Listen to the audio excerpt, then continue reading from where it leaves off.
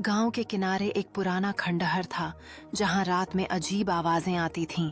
उसी गांव में 15 साल का मोहन रहता था। उसकी सबसे प्यारी गाय गौरी थी। एक शाम गौरी अचानक खेतों की तरफ भाग गई। सूरज ढल चुका था और आसमान लाल था।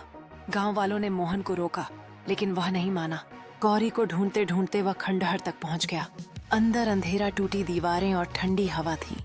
तभी उसे घंटी की हल्की आवाज सुनाई दी, टन टन। मोहन धीरे धीरे अंदर बढ़ा।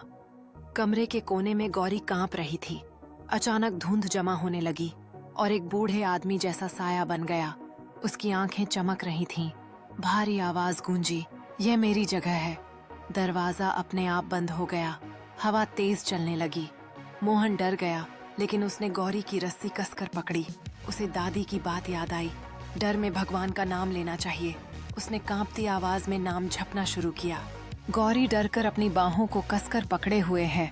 उसकी आंखें भय से चौड़ी हैं, जबकि धुंध कमरे को चारों ओर से घेर रही है। मोहन दृढ़ता से खड़ा है। उसके चेहरे पर संकल्प और निश्चय की झलक है।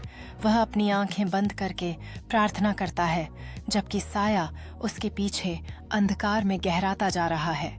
कमरा हल्की रोशनी से जगमगाने लगता है, जैसे मोहन लगातार झप करता है। उसके चेहरे पर डर और विश्वास का मिलाजुला भाव उभरता है।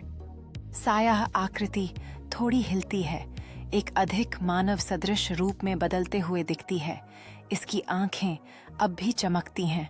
जो गांव वाले खंडहर के चारों ओर इकट्ठा होकर पूजा करने लगे, उनके चेहरों पर श्रद्धा और जिज्ञासा का मिश्रण था।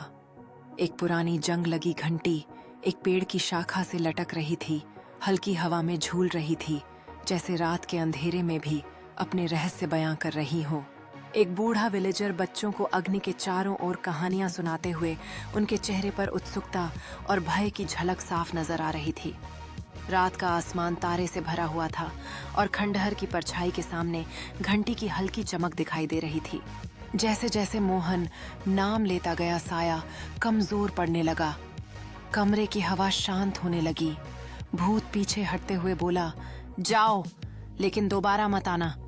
अचानक दरवाजा खुल गया। मोहन ने मौका देखा और गौरी को लेकर बाहर भागा। चांदनी रात में गांव साफ दिखाई दे रहा था।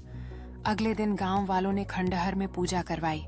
कहते हैं तब से वहां शांति है, लेकिन कभी कभी रात में दूर से हल्की घंटी की आवाज अब भी सुनाई देती है।